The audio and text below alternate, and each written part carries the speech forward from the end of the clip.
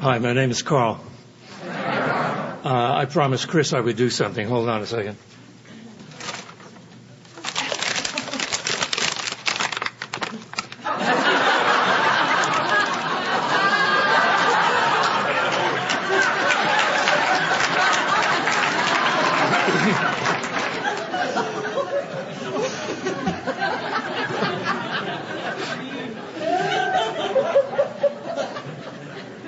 Marjorie, thank you so much for inviting me down to speak, or up to speak.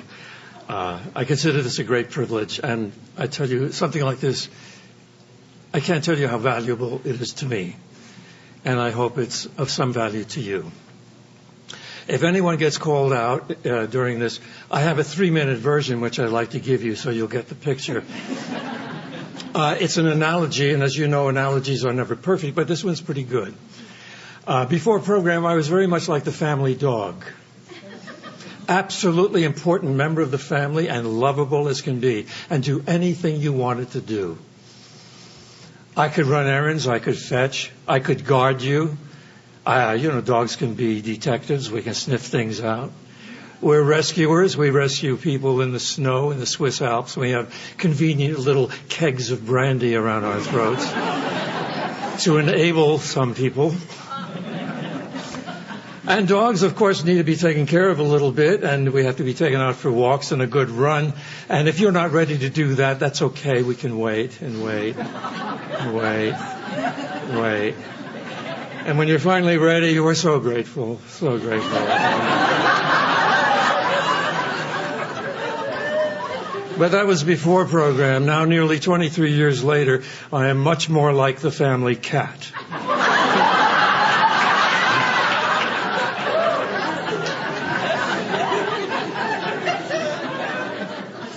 I'm just as lovable and just as important member of the family as that damn dog. And I love you and you love me. I share my life with you and you share your life with me. But you are not my life. I have a life.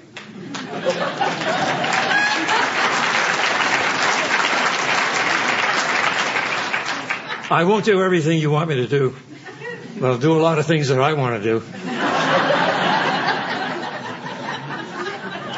And if you're in trouble, I can't rescue you, but I'll listen to you, and I'll make you feel better just by listening.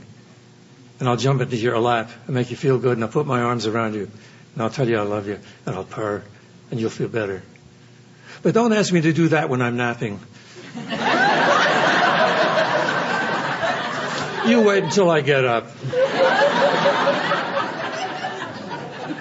And then I probably am hungry and I have to go have a bite to eat. So you just wait a little bit. And after that, I'll have a drink and I have to wash up, That's what we do. And if it's near 3 o'clock, I go out the back door and I have to inspect the backyards. I've got work to do out there. They're expecting me. I got mice to chase and I got birds to scare. And there's a nasty dog about 4 houses down. I give him obedience lessons every day. And when I come back, maybe your problem will be all solved and we won't even have to bother with it.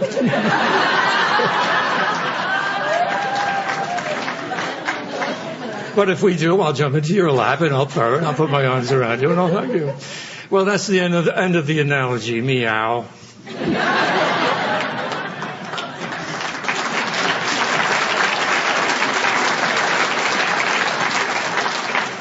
And now for the longer version. About 20 years ago, I was stopped for speeding somewhere in Alabama, and I was sitting in the front seat with a cop, and he was writing up my ticket, and he said to me, you know how fast you were going? And I said, yeah, about 85. And he said, well, the radar said 83. I said, okay, fair enough. And he said, we never stop people here unless they're going over 79. I said, I really wish I had known that, And then he said, so why were you going so fast? I said, because I thought I could get away with it. And this guy froze. He said, nobody's ever said that to me before. Ever. He said, if I could tear up this ticket, I would. I can't. I said, it's just my luck, but that's okay. And he said, so what makes you so honest? And I said, and I thought for a minute, and I said, I've been in a program called Al-Anon for about 2 years, and I'm pretty sure that's where it comes from. He said, what is that, Al-Anon? So I said a little something, then he had another question, and I said a little more. Another question, some more. I spent 20 minutes talking to this cop about Al-Anon and AA. The 20 minutes I had saved speeding, I gave it all back to the cop.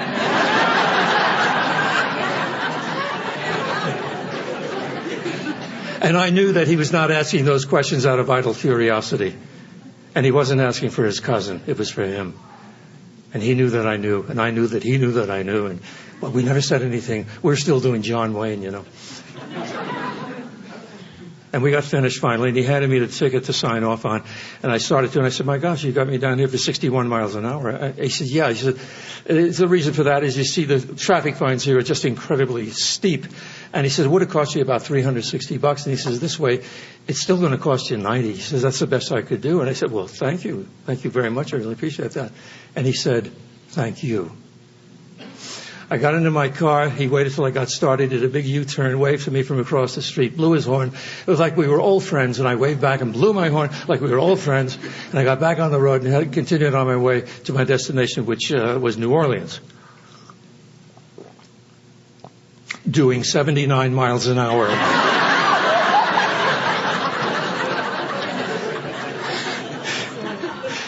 And I was feeling great. I was feeling absolutely fabulous. And why? Why? Because I've been working the steps, the principles of this program. And when we were wrong, promptly admitted it. Took responsibility for my own actions. Carry this message to others and to practice these principles in all our affairs. And also, I'd saved $270. And before program, I would have been angry as hell. I'd been screaming up there and say, where was that cop when all those people were passing me? I was doing 85 and they were doing 95 and 105. Where was that cop? What are you picking on me for $360? I'd have been going on and on like that. I would have been bent out of shape and angry as hell. But the program takes my bad decision to speed and turns it into something worthwhile. Some good comes out of this. I even get to feel good about myself. And it starts out, you see, this program, it does what the alchemists could not do in the Middle Ages. It takes lead and turns it into gold. It takes my bad behavior and turns it into some good comes out of it. I like to think that there's a cop somewhere in Alabama who's sitting at an Al-Anon meeting saying, it's funny how I got here. Gave a guy a ticket once. I don't know if that's true or not, but, it's not unlikely. Not at all.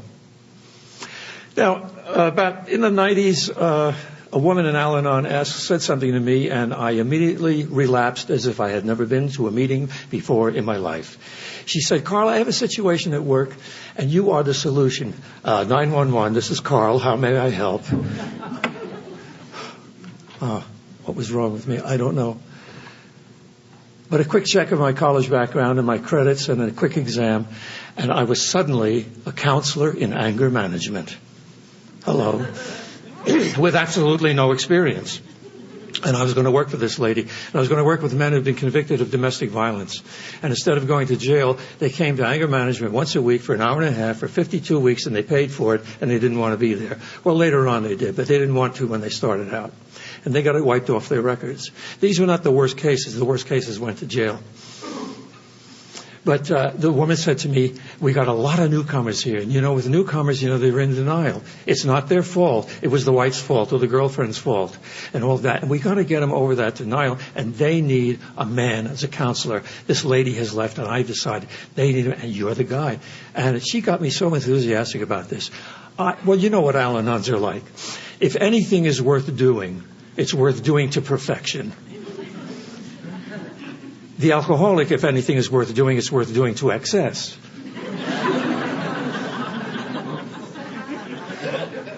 But if you think about a human being and perfection, perfection is a little excessive. And so really the other side of the coin of the alcoholic, we're crazy too without drinking. But I was going to be the greatest counselor in management that Southern California had ever seen. Why, one day there'd be a little statue, perhaps a modest statue up in Sacramento, He wiped out, And that was a week before, but 2 days before, the woman got together with me and she gave me the case histories. And I looked at them and I thought, how can I talk to these guys? They're all so different. They range in age from 19 up to 70. They were all walks of life. You name the race, that was it. National, ethnic backgrounds, so different. Here I am, waspy. How am I going to talk to some of these Latino guys? How am I going to talk to a day laborer? I had a college professor there. I had guys with 2 strikes on them. And I was starting to get worried. And because, that first encounter, when you meet them, if you don't connect with them, nothing happens. You may lose them. And it's important to get through to them because domestic violence, once it starts, doesn't go away by itself. And then she added in, she says, oh, there's one guy there not for domestic violence. Oh, great. His parole officer wants him to go to anger management. I said, parole officer, what did he do? Well, he was in prison for 13 years. I said, in prison for 13 years, what did he do? She said, well, grievous bodily harm, manslaughter, and a violent temper. And I'm going to have to talk to these people. I'm going to have to make a connection with these. I'm going to, help them. I've never done this before in my life. And I thought to myself, this is another fine mess you've got me into, Stanley. And as we know in Al-Anon, we are our own Stanleys. And I didn't want to go through with it, but I had to. What was I going to say to these guys on that first time round? I didn't know. But you know what? I have a higher power, and I call him God. I don't know if he's God or not, but I just use the word God. That's it. I talk to him. I pray twice a day. Thank you in the morning. Thank you at night. And when I have a problem, I trot it out, and I meditate, and I say, here's the problem. I need help. What am I going to do? What am I going to say to these guys? And then it's like magic. It's as if I'm taken by the hand and I'm led up the mountain and there's the guru and I say the problem again and this guy looks at me and he says, you silly man, you know what to tell them. It's in your program. Oh, yeah. And I knew. And I couldn't wait. And it was a rainy, cold night and I got over to this claustrophobic little room for this critical first encounter. Windowless, terrible room, 20 guys. And they were waiting for me. Boy, were they waiting. And here's what I hit them with. I said, my wife and I have been together for nearly 40 years, and we have a great marriage. We get along beautifully. We don't fight. We don't argue. We don't raise our voices to each other. We don't tease each other. We get along beautifully. We love each other. We respect, admire each other. We even like each other. And what's interesting is my wife is an alcoholic. Hello. But she hasn't had a drink since 1981. And back in the days when she did drink, she didn't drink all the time. She's what we call a periodic. Sometimes she wouldn't drink for a year, 6 months, 6 weeks. Life was good. Marriage was great. Better now. Now, everything is great. Really everything. When I say everything, gentlemen, I am talking about everything.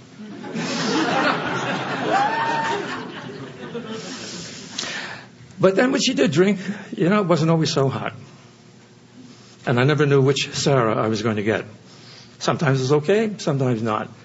If she had beyond a certain amount, she went into blackout. I didn't know that at the time.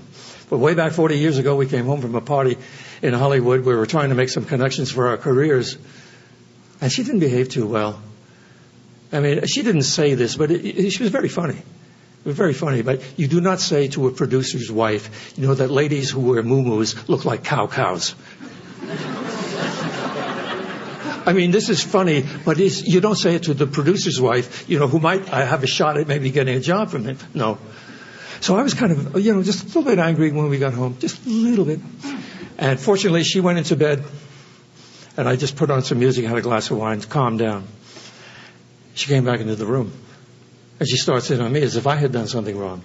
I hadn't done anything wrong. I didn't know she was in blackout. She read the riot act to me, accused me of things that were completely untrue, pushed every button I had, drove me up the wall, wouldn't listen to me. I yelled at her, screaming, stop, what the hell are you talking about? And I couldn't get her attention. And I picked up a chair and threw it across the room, and she didn't faze her. She didn't even notice it. And then I walked across the room, and I gave her a backhand across the face, and then she stopped.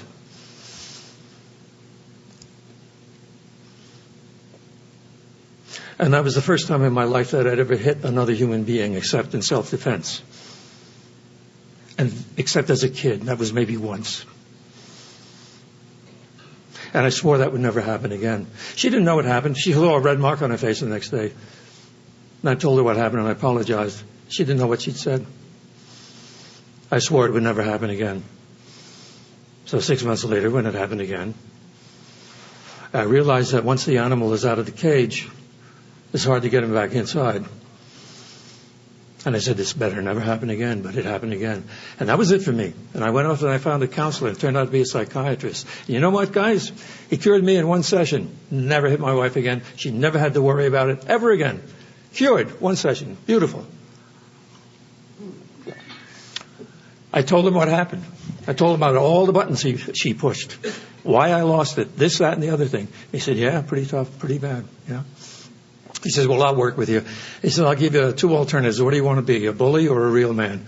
I said, what are you talking about? He said, you lost it with your wife. You're bigger and stronger than she is. Way down deep, you know that if you lose it, you'll get away with it. He said, but if I bring in a guy here next week who's 7'4" and 350 pounds, and he wraps a hand around your throat, and he could throw you against the wall and break you in half. I get him to push all your buttons and get you to the point where you are just going twice as mad as Sarah ever made you. At what point are you going to lose it and haul off and hit him? I said, I get the picture. And from that point on, my wife never had to worry about me hitting her again, because he said, real man or bully? I said, real man. Now, I got just as angry again in the future, many times. But this guy showed me how not to act it out, what to do with it. That little thought experiment was right there. I didn't want to be a bully. And every man in this room has at one time or another in his life been a bully. And that's good news for you guys, because it means I know what I'm talking about. And that's good news for you guys twice, because it means I know what you're talking about. So you want to work with me? Let's work together. And if you don't, shh. And we started to work together. Within a month, I had 4 guys in Al-Anon. The group was cooperating. They were working beautifully. One guy was a holdout. He was from a foreign culture, I won't name it, where wife beating and child beating was a national sport. And he didn't want to understand that. The group got on his case and said, you don't live there anymore. You're in America now. And even he started to come around. And that ex-convict finished up his year. I had him for 3 months. He did his exit exam. He graduated. He came back to me and he said, Carl, thank you. I've never listened to another man before in my life. My old man, my uncle were drunks. The parish, the priest and the church was sleeping with half the women in the parish. And who wanted to listen to them? He said, but you came in that first night and you blew me away. He said, you blew all of us away. We were talking about it when you left. And he said, and I've listened. And he said, I'm responsible for what I did and for what I do. I don't ever have to do it again. Thank you for giving me my life. And he walked away. I went into my office and I sobbed. Me? Me turn a guy's life around? Me help these guys become real men? No, it wasn't me. No, it was this program. It was these steps. I shared part of my 5th step with these men. That's all I did. One drunk talks to another. One Al-Anon talks to another. One domestic violence talks to another. I learned that in this program. If I hadn't done a 4th step, I never would have had a 5th step. If my sponsor hadn't made me put my name on the list and forgive myself for that behavior years earlier, he said, you can't hold yourself hostage for that. You can't go back and change your past. But he said, but you had the guts to change your future. Give yourself credit and let go of it, for God's sake. And I did. And that meant I had no secrets. If we were as sick as our secrets, I didn't have any secrets from these guys or from you or from anybody. And that's the magic of the program, once again. Out of my rotten behavior 40 years earlier, I get to feel terrific about myself. This program takes that rotten behavior and turns it into something worthwhile. Lead into gold, the magic of the program. It says somewhere in the big book, no matter how far down the scale we have gone, our experience can be of help and benefit to others. And so it was. Those are my miracles. And I've got more. My first meeting, they were talking about the steps, and I didn't want to, if I would have heard a guy talking about this stuff, I said, yeah, that's fine. But what's it got to do with living as a drunk for 25 years? because I couldn't make the connection early on. My wife stopped drinking, but she escalated into pills. And at one point, she, at the urging of a psychologist, who said she would treat her if she got rid of all the medication she was taking. And for 6 years, I was in the dark again, in denial, and getting screwed as usual, not knowing what was going on. But at least she didn't fall down for 6 years. That was okay. And when she was on speed, man, could she do housework? Unbelievable.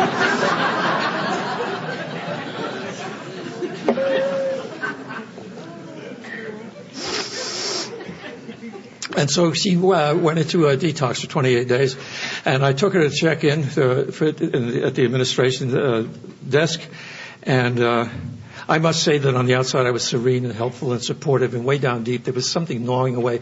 I identify it now as saying, why is it always about her? What the hell is this? First she's a drunk, and now she's a pillhead, and when is it my turn? I've been a good guy all my life. I did what my parents said. I obey the law, and all this crap goes on. That's all down there. So you might say that I was a little bit angry with that, but on the outside was cool Carl, And she's walking down the hall, and they're tottering to 28-day lockdown. And the admissions nurse said, will you help her? And I said, sure. She said, here, this is for you for 28 days. And there were seminars and things to go to. And I said, I'll go to them. Fine, all of that stuff. And there's a case psychologist. I said, fine, she'll need it. And she said, no, it's for you too. And I said, that's all right, that's fine. And she said, of course you'll go to Al-Anon. And I said, what is that? And she said, oh, that's for your disease, honey.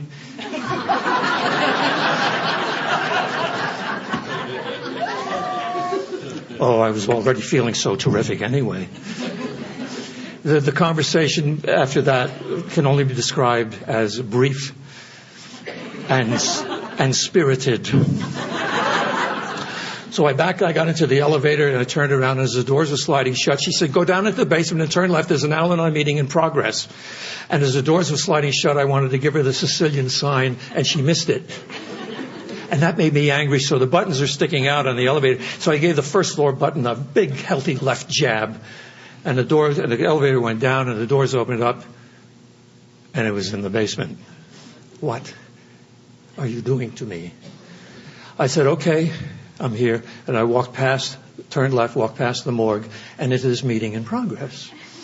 And it was a packed house. Fortunately, and there was one seat way in the back, so I had to go through in front of all the people. And fortunately, this meeting was coming to an end, because the first thing I heard drove me wild. Hi, my name is Rebecca of Sunnybrook Farm, and I would made amends to my alcoholic. It was so beautiful that day, and we've been so happy. So, wow.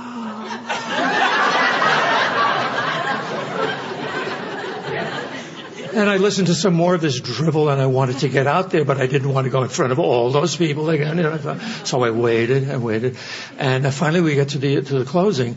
And, hi, I'm your leader, Goody Two Shoes. And she reads the Al-Anon closing, and she gets to the part, for all of those who know it, she says, and for the newcomer, we aren't perfect.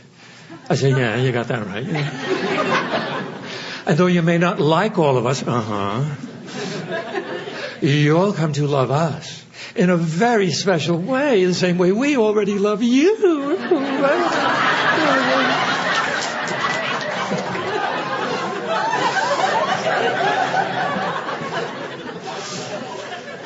So we stood up and we said the Serenity Prayer, and I tried to get out, and there was a hammerlock from the left and a half Nelson from the right.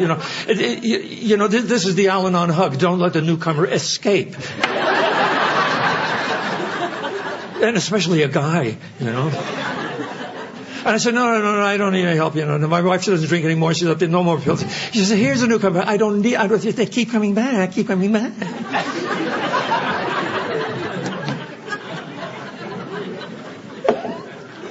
I went home, and for lack of anything to do that night, staring at the cat.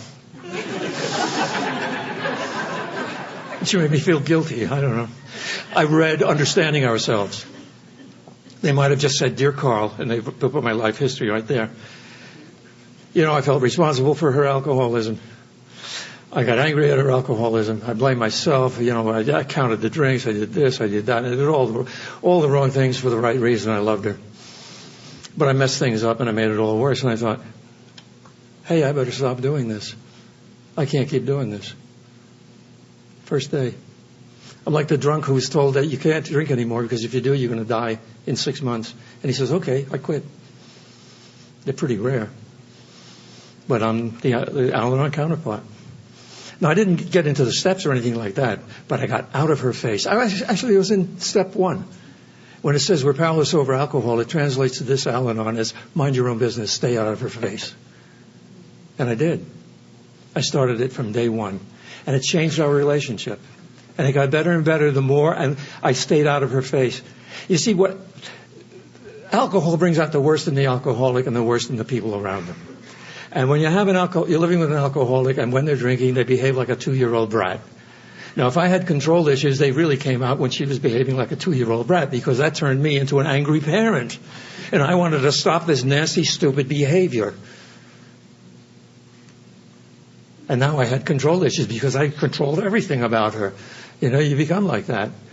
And so I was working on not being in control. And I said to her one day, I'm working on not being in control. I don't know always when I do it. Would you be willing to tell me when I do it to you? And she said, oh, would I? And the first thing she said to me, we had one car at the time. She said, we go to drive when there's the 2 of us. You always drive. Why is that? I said, I don't know. I guess because I'm in control. She said, yeah. She says, I get to drive too. I said, okay. And so I learned to become a passenger while my wife was driving.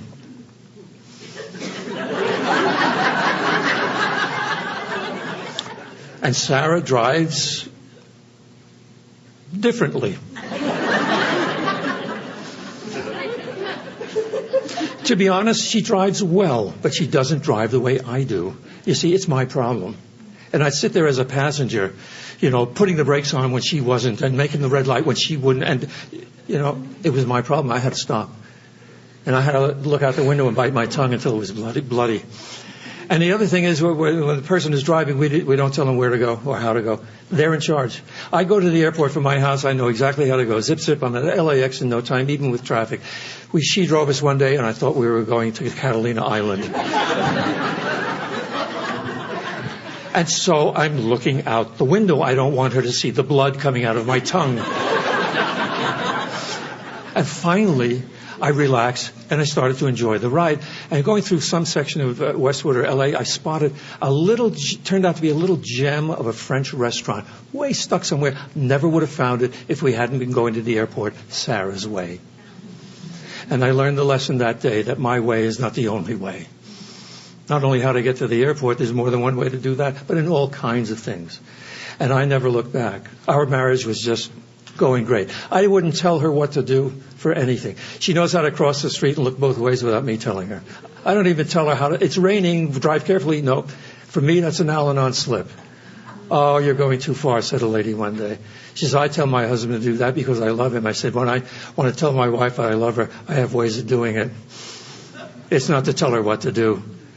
I'll give her a big smoochie before she goes out the door, and she'll want to come back for more. And boy, she'll drive carefully to get some more.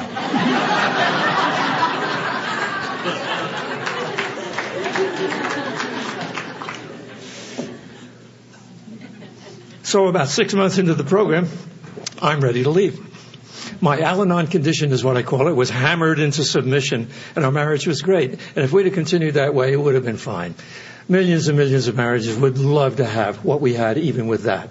But I happened to bump into the psychologist on occasion, and she had me into her room, and we chatted a little bit, and funny things happened. It turned out that my childhood was a little bit dysfunctional. I hadn't realized that. Is there anyone here who comes from a non-dysfunctional family? If so, would you kindly leave the room? I thought my childhood was normal as anybody else's, but I don't want to belabor it, but the critical part was between the ages of 5 and about 12. And my mother, as it turns out, was an untreated Al-Anon. Her father was a raging alcoholic. And my dad grew up with 3 sisters and his mother. His dad died when my dad was about 3. And he deferred to my mother. And she, this rager, in those ages, I don't know what happened, what it was, but I was loved, I was nurtured, I was cared for, I was given everything. And if I did something wrong, I got a whack across the face, I got screamed at, yelled at, or the clothes were stripped off. And my dad beat me with a leather belt, even to the point where neighbors were screaming. If that doesn't stop we're going to call the cops. And if I was perfect, everything was fine. She wanted perfect. I tried to be perfect. And that was the problem. I had to look good. I had to find out what was going on. I had to give them what they wanted. And I did. I tried to be the best little kid in the state of New Jersey. And unfortunately, I took that kind of relationship outside just for my parents. My teachers, too. I wanted to please them. I did whatever I was told. It worked okay in education, I sat there quietly. I did my work. I aced everything. I learned a lot. I had enjoyed school. It was great. I did that with everyone I met. What I was doing was soliciting their approval. I would march to their drummer. Because as a child, that was my weapon. That was my defense. If I got them to like me and approve of me and validate me, then they wouldn't explode and beat me up. So I became very good at that. So I had to find out what was going on, and then I could make the move. So you took the lead, whether you knew it or not, and then I could make the second move. And that's how I was with women. If I saw a little glimmer of a green light, then I could proceed. But I didn't march in and barge in on my own. If I dated your teenage daughter, she was safe with me as long as she knew she had boundaries. And unfortunately, where I grew up, all of them had boundaries. And so it took me, I won't go into that. And so when I met Sarah, actually I met her 6 months before I met her. I saw her in a movie. And she blew me away off the screen. I said, my God, what a great actor. That's wonderful. She's incredible. Wow. 6 months later, I dropped my picture in a theater somewhere, and they called me back, and I auditioned, and I got the part. And I got a small part in this play on Broadway for my very first job. And I was understudying a Canadian actor named Bill Shatner. And when he was out for about a week, I went on. I got to appear on Broadway, my very first job. Anyway, I didn't know anything about Sarah. But she showed up on the stage that day in the theater, and I heard that husky voice and that English accent, that slighting. I was in love. Oh, man, but just unbelievable. I thought, there's no hope here, because as I learned, she was up here in the theater. They were writing parts for her. She had already been nominated for Tony Awards, Drama Critic Awards. She won.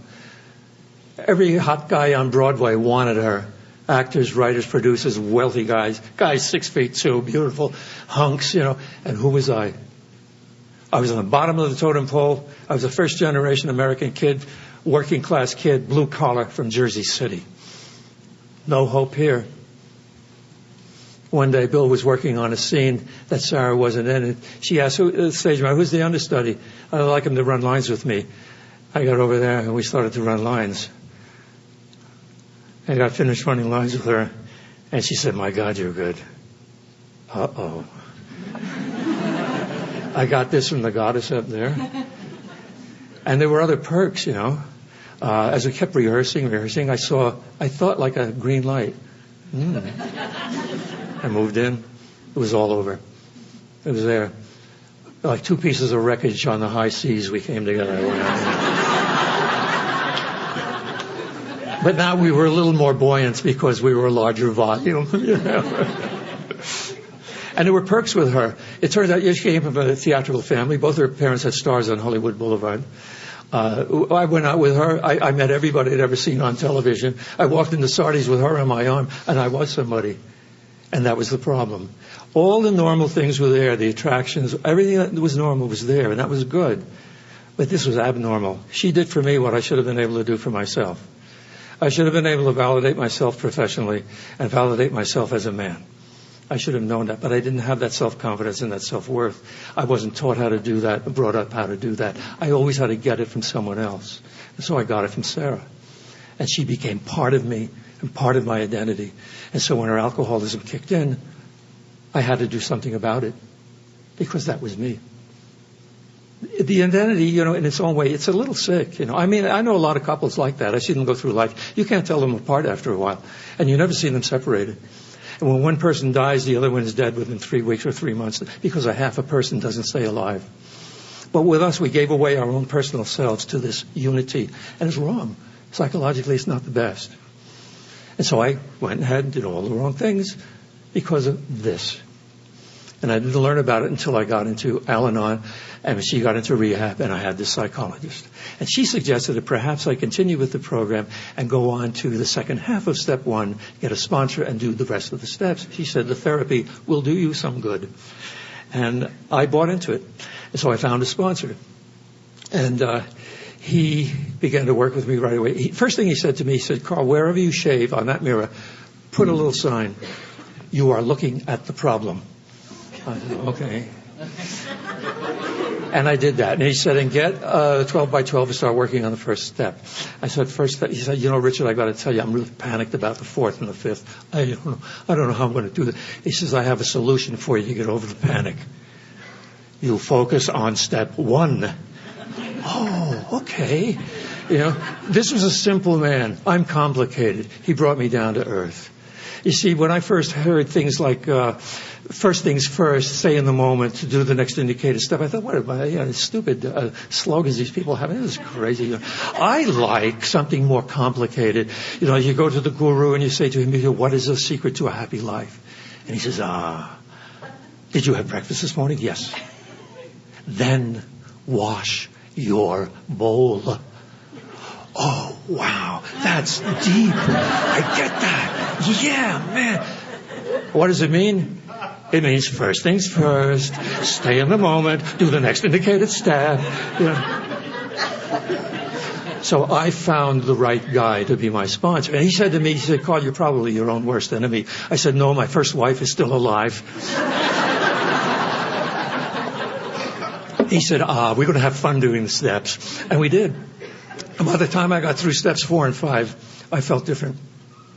I asked myself the question one day, what kind of people will do a searching and fearless moral inventory of themselves and share it with another human being? You know what the answer is? People like us. Decent people who are trying to become better people. And for the first time in my life, I didn't need someone to tell me that I was a decent person trying to become a better one. And the way down deep, there was a sense of self-worth and self-respect developing on my own.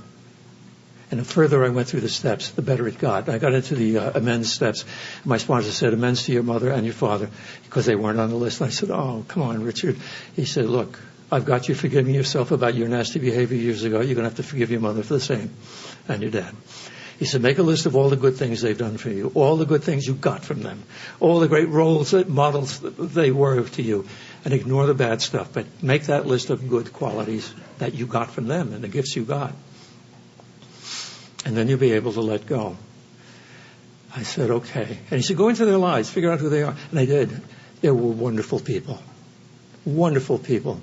My dad was from Germany, and he was in the German Merchant Marine. And in the 1920s, he got his first trip. He was probably about 21 years old. In 1927, I think he got to New York. And he had shore leave, and he spent a lot of it in a German Jewish delicatessen on the west side. And he had a great time with these people. And when his ship left, they left without him. And he had a job in the deli, a room above the deli, and he learned to make the greatest potato salad in the world. And as he learned English, he also learned Yiddish. Why was that a gift to me? Well, think about World War II. I had German relatives over there. Germany was raging anti-Semitic. My household was completely free of anti-Semitism. He had a Jewish partner in business. I was never given the baggage of that kind of bigotry. Yes, it was a gift. And a gift of humor from my dad. The way he played with our language, the way Victor Borge would. He had a cunning little sense of humor that I loved. He'd point out things that I could have seen, but I wouldn't have. You're riding along the highway and there's a sign, eat here, get gas. Or, if you think your waiter is rude, you should see the manager. And it made me aware of those things, And in the last 10 years, I've been writing articles, based on all stuff like this and getting them published. And it's only because my dad got me interested in things like that I went ahead and all my life was interested in our language, And his humor was gentle. It wasn't hostile. He loved stuff like, have you lived here all your life? Well, no, not yet. It's sweet. Come on. But this is the sort of thing he passed on to me. So I made my amends to him, and he was dead, and I wrote him a letter, and I said, "Dear Pop, thank you for all these gifts. I love you very much. You've been great." And I burned the letter over the place where I had buried his ashes. And for my mother, I've got to tell you about sense of honesty. Come on. They borrowed money from a very wealthy lady back then. Today it would be the equivalent of $5,000 with no paperwork. That woman trusted my parents. 2 months later, she died. And I heard they got word and a letter, and I heard my mother say to my dad, "Mrs. Burns has died. We've got to find out who's handling the estate so we know where to pay back the money." They could have walked. Is that a gift? You bet it's a gift. She used to read German to me, the old script, and teach me how to read. That helped me a lot. I lived in Europe for a while. Hey, I had a great time in all countries. And it was a gift. I didn't mind foreigners so much. I became near fluent in German. Every time I go to Germany, I learn more. I speak it without an accent, like a native, not fluent, but pretty good. Gift. She told me stories about the goats she used to tend after school. They had names. They were characters. They were delightful little stories. Super little stories. And she was charming in her way. And I forgave her. And I made my amends indirectly. I treated her differently. I became a loving son instead of one who was a little standoffish. And I no longer resented her, which is the beautiful thing, because Richard, my sponsor, pointed out that I had a part in all of that. And I didn't understand that. He said, "The part you had in that," I said, "I was the victim." He says, "Yes, but you are still the victim. That's your part in it. You keep holding on to it. That's why you're making amends to these people, so that you can let go of it." And this is a very selfish program. But my mother's relationship with me, we were just doing great. We were fabulous. And I remember some months later that I realized I was driving down the freeway and some guy cut me off into some strange thing. And I thought that this has been about 3 months and I haven't gone ballistic out here. And without my trying, I found that my driving finger had been retired. And that's because I think all that anger was gone, and I had let go of it, and I was getting along beautifully with my mother. And, and I found out also I was the kind of person who looked for trouble. I mean, I like to find people doing stuff wrong because, I could put them down. I could feel superior to them. I put them down and put me one up. And I reminded myself, did I catch them doing something wrong? Yeah, that was great. I loved that. I reminded myself of the lady who lives in the high rise in the big city. She calls the cops and she says, "I want you to send someone over because there's a guy across the way and he stands in the window and he's there now and he has no clothes on. I don't want to tell you what he's doing. It's very upsetting. You should come." They, "Calm down, lady. We'll send a cop." And the cop comes over, knocks on the door. She says, "Come in." "Is he there now?" "Yeah." He's right out that window. And "Okay, where?" She says, across the way, the window in the corner, the top right-hand corner. The cop looks out the window. He says, "I don't see anybody there." She said, "Where are you looking?" He says, "Next door." She says, No, look across the roof and that other building sticking up over there. "Oh, that one, yeah, the right-hand corner." "Yeah.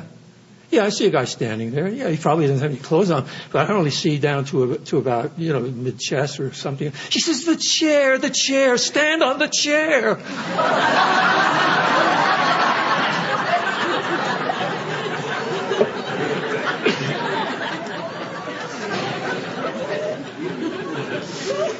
All my life I've been standing on a chair. Now I could give it up. We were talking one night, and I remarked about my kid brother, who was 14 years younger than I.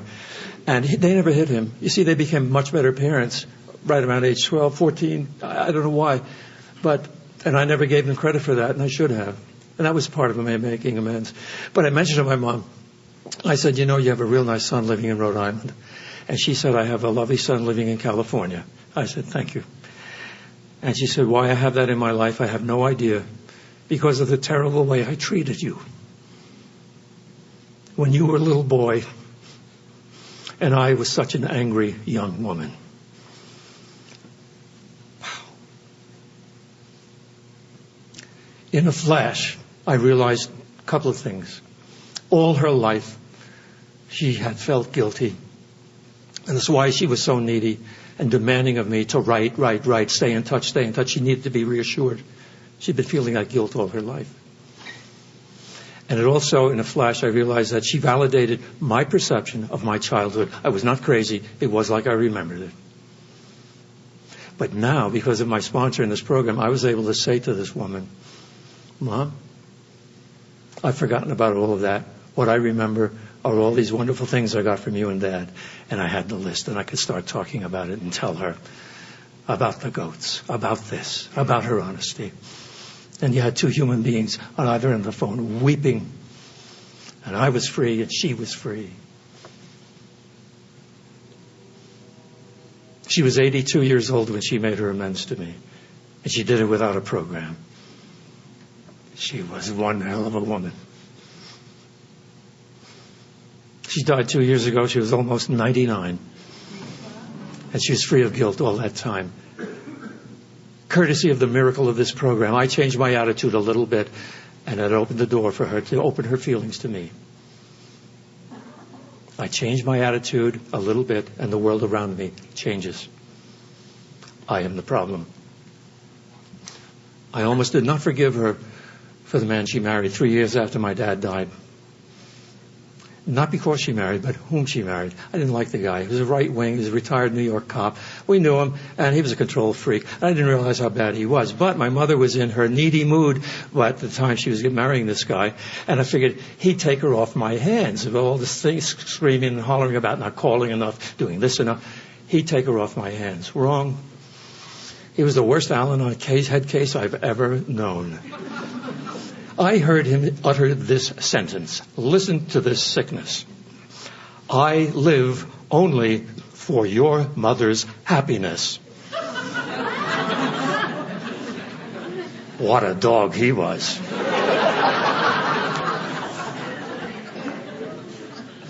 And instead of becoming her husband, what he did, he decided he was my father. And I was a 7-year-old off at camp, and I needed lessons to write my mother and do that. And I'd get these lectures written to me, and I'd tear them. I'd read one sentence and tear them up. And if I was cool to my mother, I was passive aggressive to him. That's the way to put it. No, I was a piece of work. If he said something funny, I was the one person that didn't laugh. You know, he got nothing from me. And it went on like that. He really annoyed me. And one day, I got a piece of gossip on him, something that would have embarrassed him because he knew everything. He one of those. He wouldn't have liked it if I had known. And he certainly would have been embarrassed if my mother had known. And I thought, you so-and-so, he did pull a couple of stunts. I wouldn't even go into them. I said, if he gets up my nose one more time, I'm going to get on that phone and I'm going to say, what were you doing? And I'm going to spill this stuff. I was going to blackmail him. And he would have shut up and never gotten on my case again. I was all set for him. Oh, I was a piece of work. And then he gave me the excuse. I picked up my voicemail one night and I heard, because I hadn't written, I was 5 minutes late with a letter or something. He was ballistic. If my mother went a little crazy, he went twice as crazy because she was crazy. Here was the message. Strangled anger. Call your mother, you son of a bitch. And I said, I've got this bit of information I'm going to just unload on you. And I picked up the phone and dialed it, and he always answered, the control freak. And he did, and I said, and the words wouldn't come out. You see what happened? I've been in the program too long. It was wrong. It was wrong. What I was about to do was wrong. I didn't have to go to a law book and figure it out. There wasn't a statute that said, you don't do this because, and there's a $500 fine. No. The program says, you do what is right because it is right, and you don't do what is wrong because you know what is wrong. So I said, let me talk to my mother. So I talked to her. I got off the phone, and I was angry, really angry, because I wanted revenge. Nobody talks to me like that. And how dare he? How dare he take over the role of my father? Who does he think he is? Anger. I couldn't sleep. Didn't sleep. I lost sleep day after day after day. And I bored people at meetings. I bored my sponsor. I bored my wife with all this stuff. I wouldn't let go. And finally, Sarah said to me one day, she said, we're all getting a little bit sick of this. She said, I want you to go into the world's smallest study, we call it, and use my God box. I said, come on, Sarah, I'm a little funny about God sometimes. She said, use the God box. So I went and I picked up a piece of paper and I wrote down, Dear God, if you are indeed there, please relieve me of my obsession with this son of a bitch, Herman. And I folded it up and I put it into the God box. I walked over into the living room, over to the sofa, and I sat down, and I waited. And I waited. A couple of minutes later, it felt as if I were taken by the hand and led up the mountain, and there's the guru. And I said, wait a minute. He says, stop whining. You know the answer. It's in your program. Oh, yeah. And I did. I treated a man badly for I don't know how many years. I owe an apology for that. I had to change that. I had no right to treat him that way. I don't care, whatever he's doing to me, I had no right to be disrespectful to him. I could have been much nicer. It wouldn't have hurt at all. I should apologize to him and change my ways. And the other thing was something I owed myself, that Al-Anons don't necessarily set boundaries very well. And I didn't. I let people walk all over me. I respected everyone else's boundaries, but I had none of my own. It was time to tell him what I should have told him in the first place. Herman, you married my mother, and that's fine, but you're not my dad. End of story.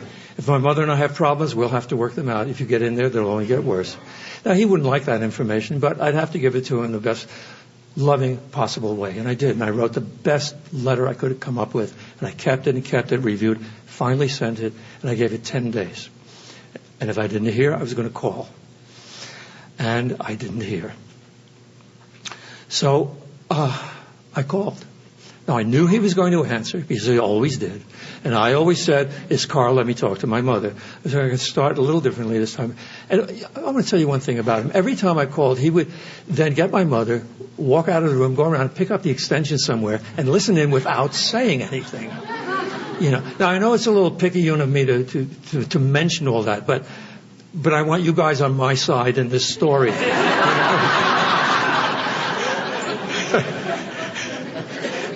So I dial, and he answers, and I say, it's Carl from California. How are you, Herman?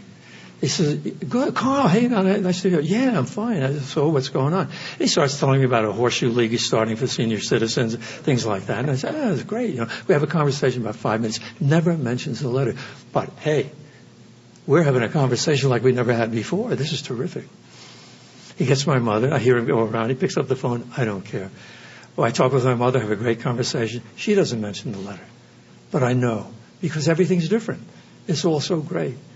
And so I finally hang up, and I said, Sarah, did you hear that conversation? She says, yeah. I said, they never mentioned the letter, but it's great. It's all worked. And I went back to meetings, and I said, guys, thanks for everything, for listening, but it's all worked out. I used the God box. I set boundaries. I wrote the letter.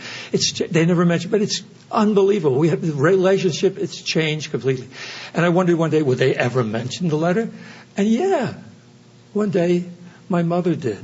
And it was interesting. It was about 3 months later. She mentioned it in a letter where she said, I read the letter to Herman, and I'm sorry, it was written only to him, but he brings the mail up, puts it on my desk, and I opened it up, and I started to read it, and she said I couldn't stop.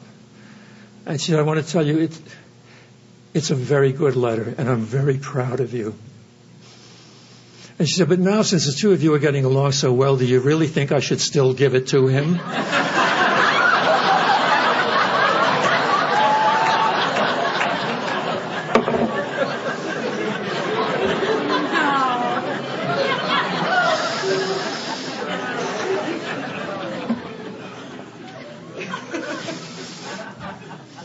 You are looking at my problem. What happened? I changed my attitude this much when he answered the phone. Instead of saying, it's Carl, let me talk to my mother, they said, hi, Herman, how are you? What are you doing? How are things? That's all. I changed that little bit, and this fascist became a human being. You see, I change myself, and the world around me changes. Another miracle of the program.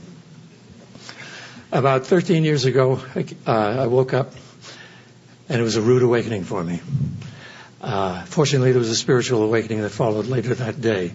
I read an article in the newspapers about civilian heroes of World War II, people I really adored. I thought I respected them so much, and I thought I would be like them. These are the people who saved the Jews from the Nazis in the concentration camps. They stuck their necks out to save people they didn't even know. They were incredible all over the country, all over Europe, every country. There was even a Japanese ambassador to Germany who wrote exit visas for 4,000 Jews. and they took the Trans-Siberian Railway, and this Jewish colony spent the entire World War II in Japan. He was like Oskar Schindler. He was a German guy whom I identified with when I saw the picture. I thought, yeah, if I'd been born, my parents had met in Germany and I'd been born there, I'd have been Schindler. That's who I would have been. It was part of my self-image. And just to make it worse, my family name is the German word for hero. And I thought of myself as a little kid, hero. That was part of my self-image. And now I was reading about these people. And I would have done what they did. Why did you do what you did? They were asked by the psychologists. And they also gave the same answer. They said, we did it because it was right. Period. Just because it was right. For no other reason. And the psychologists wanted to know what else they had in common. That they would all behave in the same way in these circumstances. And they finally found it. It was the way they were parented. They were brought up with what the psychologists call love and discipline. We call it unconditional love. And the example they gave is this. Little Johnny's playing in the park, and he's got his father and mother with him, and he's playing in the sand, and next to him is little Timmy who wants to borrow one of his toys. And he said, no, I don't want to. And the parents said, no, go ahead, lend your little toys to Timmy. He said, because that way I don't want to, look, if you lend your toys to him, he'll lend his toys to you, and you have that many more to choose from. He says, we do it because it's convenient. It is the right thing to do, and that's why we do it. He said, no, I don't want to. Why don't you want to? I don't know. Oh, sure, you must have a reason. Well, I don't feel like it. Oh, I understand. Well, maybe you're not old enough to learn this lesson yet, but let's see. Here's what we'll do. You know, Uncle Charlie's coming over on Saturday for dinner. Oh, wow. Yes, and I know you like to sit next to him. And this week he's going to be doing magic tricks at the end of the table. And you'll want to be right there and see them. Yes. Now, if you share your toys with little Timmy, then you get to sit next to Uncle Charlie. And if you don't want to share your toys with little Timmy, okay. But then you sit at the other end of the table. So that day, little Johnny learns to share his toys or not. But that is the way in which he learns it. That is love and discipline. He never doubted that his parent loved him. It was never withdrawn.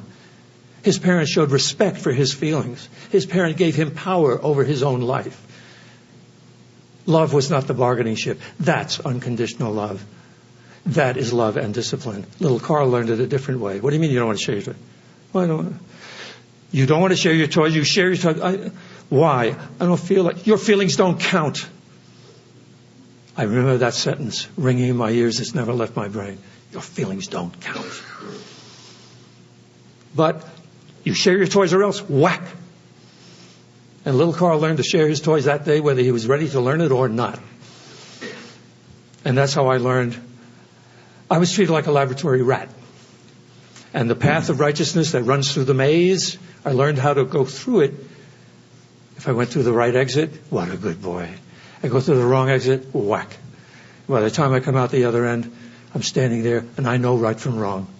And I can stand next to little Johnny, where he had, love was never withdrawn with me. It was withdrawn with every whack. And society can look at the two of us and say, what two lovely young men. How nice they are. So aware of other people. So polite. They obey the law. What terrific guys they are. Well, what a difference between us. I did what was right because I was afraid not to. I did what was right because I was told to. Because I learned how to follow instructions and follow orders and obey orders and obey orders and obey orders, like the soldiers at My Lai in Vietnam. When Lieutenant Calley came upon the village with his squad, and there were only women and children there, he said, they're aiding and abetting the Viet Cong, kill them. And they did. And I read about that years earlier, and I said, what is the matter with these people? Why can't they question orders like that? Hadn't they ever heard of Nazi Germany? We were only following orders. That's terrible. I was superior to these people. I was way different, way better. Who were these horrible people? And on that day, 13 years ago, I suddenly saw their humanity. It was mine. I was capable of that. And I could only be grateful that when I was in the Korean War, I was never asked to do something like that, because the odds are that I would have obeyed orders. And I would have deserved exactly the punishment that they got. And I was distraught. My self-image was destroyed. I was a fraud as a man, fraud as a human being. And I didn't know what to do. My sponsor was out of town. I found a meeting. It was a Thursday night. And there was a small meeting, 20 guys. We now have 120 there. I found one guy I knew. And I poured my heart and soul out to him at the break. And he put his arm around me. He said, Carl, when we work our program, we become better people. And I relaxed. And I said, yeah, Willie, yeah. And that night at home, I lay in bed and I thought, I've been in this program for nearly 10 years. I'm not what I was before. Hey, I know what this program is all about. And I'll quote Jack C. from last year, a good buddy of mine. He said, this program is a program of forgiveness and second chances, where we don't shoot our wounded. And I come in here wounded, and this program gathers me up like a little child, like a nurturing parent, and says, we love you in a very special way. Here, this is what we did to heal ourselves. And for the first time in my life, I get what I always needed, a good listening to. And my voice was heard for the first time, and my feelings were heard. And people said, we love you. And I got hugs. And I felt like I belonged. And the program wasn't rammed down my throat. But I realized that, and the program is about forgiveness. I got forgiven. I get to forgive. I get to forgive my parents. And all parents need forgiveness, and that includes me. And I got that from my stepson and my daughter, because I made my amends to them. And this program then, as it turns out, is a program of growing up. The program has become my parent. And it's like little Johnny's parents. It's love and discipline. I'm not yelled at, screamed at. I don't have to do this by Tuesday. No one's going to beat me up or scream at me. I get to be a human being. I can fall on my can, and I'll be picked up, and someone will hug me and say, I love you. I get to do this when I'm ready to do it. I'm encouraged, just gently encouraged to do what is right, because it is right. So that eventually I learned how to share my toys and sit with Uncle Charlie, where the magic is. The magic of serenity and happiness, peace and contentment, whether the alcoholic is drinking or not or whatever. I learned slowly to do what is right because it is right. This program has gotten me to do things that I never would have done. My church did not get me to obey the commandment, honor thy father and thy mother. This program did. And the grace of my higher power and this program did. Because of this program, I have learned that this is an inside job. I have to feel self-respect and self-worth from within. I can't get it from you or from anybody else. I do not have to worry about my image. I am supposed to work on my substance. And the image will take care of itself. It's as simple as that. And my wife is in my life today because I want her in my life. And she wants me in her life.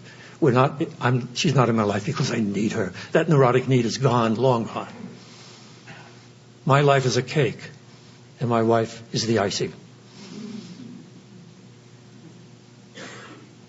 I'm going to stop that analogy right there.